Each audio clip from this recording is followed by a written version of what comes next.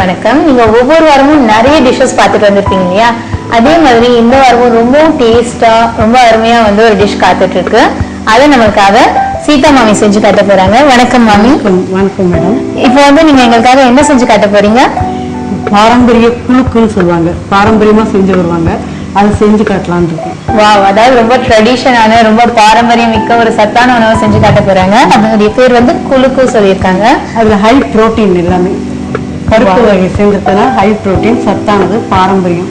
அதை செஞ்சு பாருங்க, நமக்கு ரொம்ப ஆத்தென்டிக்கான டிஷ், ரொம்ப ஹெல்த்தியான டிஷ் எல்லாமே சேர்ந்து கிடைக்க போகுது. அதுக்கு தேவையான பொருட்கள் என்ன பார்த்துக்கலாமா? பார்த்துக்கலாங்க. துவரம்பருப்பு 1/2 கப், கடலைப்பருப்பு 1/2 கப், உளுத்தம்பருப்பு 1/2 கப், அரிசி 1/2 கப், தேங்காய் துருவல் 1/2 கப், தேவையான அளவு உப்பு, மிளகாய் 3 இல்லைன்னா 4 போட்டுக்கலாம். காரம் வேணும்னா கூட போட்டுக்கலாம். கொத்தமல்லி சிறிது, கருவேப்பிலை சிறிது, இஞ்சி, பச்சை மிளகாய் தூள் 1 ஸ்பூன். இப்போ நமக்கு தேவையான பொருட்கள் என்னென்னு மாமி சொல்லியாச்சு. இப்போ அது எப்படி செய்யணும் சொல்லுங்க. இப்போ எல்லாத்தையும் சேர்த்து ஒன்னா ஊற போடணும். எல்லாத்தையும் எடுத்து சரி, இந்த பக்கம் பார்த்து பெரிய பவுல் எடுத்துட்டு அது எல்லாத்தையும் எடுத்து ஊற தள்ளி எல்லாத்தையும் ஒன்னா போடணும். அதாவது ஒரு பங்கு எல்லா பருப்பும் ஒவ்வொரு பங்கு எடுத்து 3 பங்கு அரிசி, 3 பருப்பு எடுத்துட்டு இருக்கிறதுனால ஒரு பங்கு 3 பங்கு அரிசி போட்டுக்கிறேன். எல்லாத்தையும் ஒன்னா போடணும். அரிசி கூட போட்டு தண்ணி விட்டு சுத்தம் பண்ணிட்டு தண்ணி விட்டு ஊற வைக்கணும். ஒரு 30 நிமிஷம் ஊறினா போதும். ஊறின அப்புறம் இதை அரைச்சுன்னு வரணும். உப்பு மிளகா சேர்த்து அரைக்கணும்.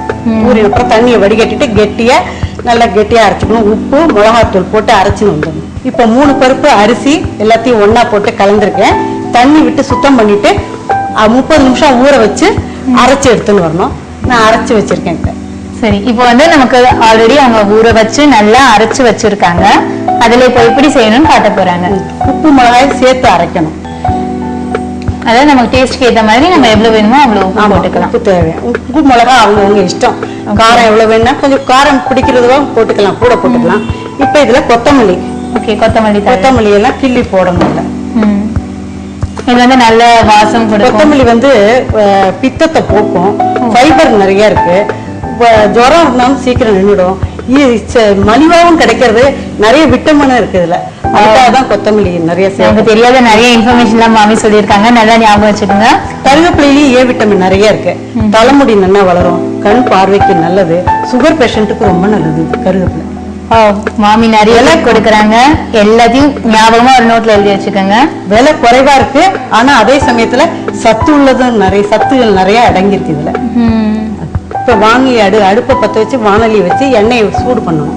எண்ணெய் நல்லா சூடானோடனே இதை நல்லா மிக்ஸ் பண்ணிட்டு அதுல எடுத்து போடணும். வானொலி வச்சிருக்கேன். இப்ப தேவையான அளவு எண்ணெய் விட்டுக்கலாம். எண்ணெய் நம்ம நிறைய செய்யணும்னா நிறைய வைக்கணும். கொஞ்சமா செய்யறோம்னாக்கா அதுக்கு தகுந்த மாதிரி எண்ணெய் கொஞ்சம் கொஞ்சமா டைம் இருக்குன்னா கொஞ்சம் கொஞ்சமா செஞ்சுக்கலாம். நிறைய பேர் வந்துட்டாங்கன்னா நிறைய எண்ணெய் விட்டு சீக்கிரம் செய்யலாம். சரி, எண்ணெய் விடுறது செய்யறது எல்லாம் நம்ம சௌரியம். இது எப்படி நீங்க இதை பொரிச்சு எடுக்க போறீங்களா இப்போ? ஆமா, இதை நல்லா மிக்ஸ் பண்ணிட்டு இதுல உருட்டி போடுவேன். வெந்தவன திருப்பி விடுவேன். திருப்பி விட்டு நல்லா பொன்னிறமா ஆனோடனே எடுத்துருவேன். டொமேட்டோ சாஸ் எல்லாம் இது கூட வச்சு சாப்பிடறதுக்கு இருக்கும். ஈவினிங் ஸ்நாக் மாதிரி கூட ஈவினிங் ஸ்நாக்ஸ் சாப்பிடலாம். கெஸ்ட் வந்துட்டா திடீர்னு பண்ணி கொடுத்துடலாம். இதெல்லாம் ரெடி மிக்ஸ் மாதிரி பண்ணி வச்சுக்கலாம். ஃப்ரிட்ஜில் வச்சுக்கலாம். ட்ரையாவும் பண்ணி வச்சுக்கலாம். நம்ம ட்ரையாவும் பண்ணி வச்சுக்கலாம்.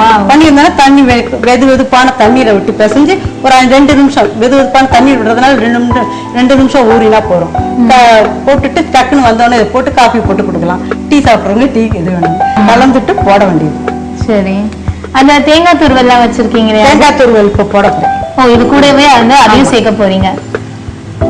இப்ப இதை நல்லா பிசைஞ்சுட்டு இது கூட தேங்காய் துருவல், அப்புறம் வேற என்ன மசாலா?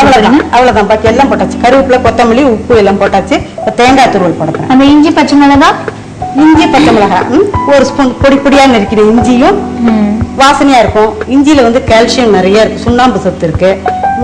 நல்ல டைஜஷன் ஆகும். நெஞ்சில சளி இருந்துன்னா எடுத்துரும் இஞ்சி. பச்சை மிளகாய் இரும்பு சத்து நிறைய இருக்கு. இரும்பு சத்து பச்சை மிளகாயில ஃபைபர் இருக்கு. அதனால தேவையான அளவு போட்டுட்டு வாசனையா இருக்கும். போட்டாக்க எல்லாமே சேர்ந்து நல்ல டேஸ்டாவும் இருக்கும். அதே சமயத்துல ரொம்ப ஹெல்த்தியாவும் இருக்கும். ஆமா, இது அரைச்சு கூட நம்ம ஸ்டோர் பண்ணி வைக்கலாம் சொன்னீங்க. இதை தண்ணி ஊற வச்சு தண்ணி விட்டு அரைச்சதை எவ்வளவு நாள் வரைக்கும் நம்ம ஃப்ரிட்ஜ்ல வைக்கலாம்? ஃப்ரிட்ஜில் வச்சா ஒரு இன்னைக்கு வச்சு நாளைக்கு செய்யலாம். அவ்வளோ. ஓகே, ஒரு நாள் தாங்க. அதுக்கு மேல புளிச்சு போடும். பருப்பெல்லாம் போட்டிருக்கோம் இல்லையா, புளிச்சு ஆனா பவுடர் பண்ணி வச்சா நம்ம ட்ரையா பவுடர்ல சூஜி மாதிரி ரவை மாதிரி உடைச்சு வச்சுட்டாக்க எத்தனை நாள் எப்போ வேணுமோ பண்ணிக்கலாம். கொஞ்சம் வெது வெதுப்பான தண்ணி தெளிச்சு பேசுனா மற்ற சாமான்லாம் ஆஸ் யூஷுவல் கலக்கிற மாதிரி கலந்து போட வேண்டும். நம்ம எண்ணெய் காஞ்சிட்டான்னு பார்க்கலாம். எண்ணெய் காஞ்சிட்டு தீயை கொஞ்சம் குறைச்சிக்கிறேன். அது ரொம்ப ஹீட்டா இருந்தா போட்ட உடனே கலர் உள்ள வேகாது. அதிகமான தீ இருந்ததுன்னா உள்ள வேகாது. அப்புறம் நம்ம சரி பண்ணிக்கலாம். இதுக்கு இந்த ஷேப்ல தான் கிடையாது, அப்படியே நம்ம அதை போடலாம். இதுதான் உருட்டி போடும். புழுக்குன்னா உருட்டி உருட்டி போடுறதும். இது ட்ரெடிஷ்னல் பாரம்பரியம். இது உருட்டி போடணும். இது தேவையான அது எண்ணெய் கொள்ற அளவு போடலாம். நம்ம அரிசி எல்லாம் போட்டதால நல்லா கிறிஸ்பியா இருக்கும் இல்லையா சாப்பிடும்போது. கிட்ஸ் எல்லாமே நல்லா விரும்பி சாப்பிடுவாங்க. இப்போ வெந்திருத்து நம்ம திருப்பி விடுறேன். அதாவது எல்லா பக்கமும் வந்து ஒரே கலர்ல வரணும். அது வரைக்கும் வந்து நீங்க குக் பண்ண போறீங்க. பின்பக்கம் இருக்கிறதெல்லாம் இப்ப வெள்ளையா இருக்கு பாத்தீங்களா, அது இப்ப செவந்து வரும்.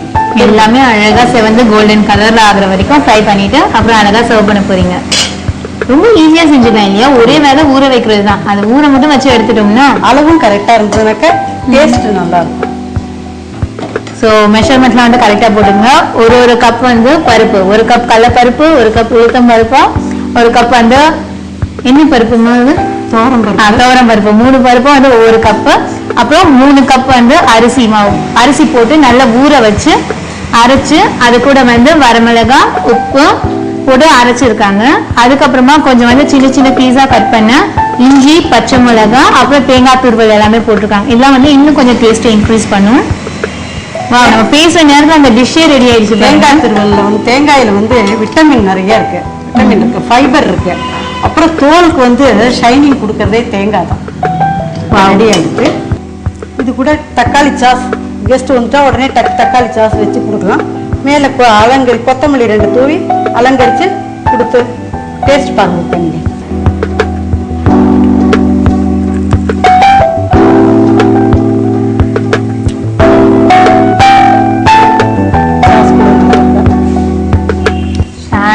சூப்பரா இருக்கு. எனக்கு பேசுறது கூட இல்ல, ஃபர்ஸ்ட் இதை முடிச்சிட்டு தான் பேசலான்னு பார்த்துட்டு இருக்கேன். ஏன்னா மாமியோடைய கைப்பக்குவம் சும்மா சொல்லக்கூடாதுங்க, சூப்பரா இருக்கு. நீங்களும் வந்து மாமி சொன்ன மாதிரியே எல்லாமே போட்டு ட்ரை பண்ணி பாருங்க. கண்டிப்பா ஃபர்ஸ்ட் கிளாஸா வரும். உங்களுக்கு மட்டும் இல்ல, உங்க வீட்டுல இருக்கிற கிட்ஸ் பெரியவங்க எல்லாருக்குமே பிடிக்கும். ஸோ கண்டிப்பா ட்ரை பண்ணுவீங்கன்னு நான் நம்புறேன். அடுத்த ஒரு டிஃப்ரெண்டான டிஷ்ஷோட உங்களை திரும்ப வந்து சந்திக்கிறேன். அது வரைக்கும் நன்றி, வணக்கம். நன்றி, வணக்கம்.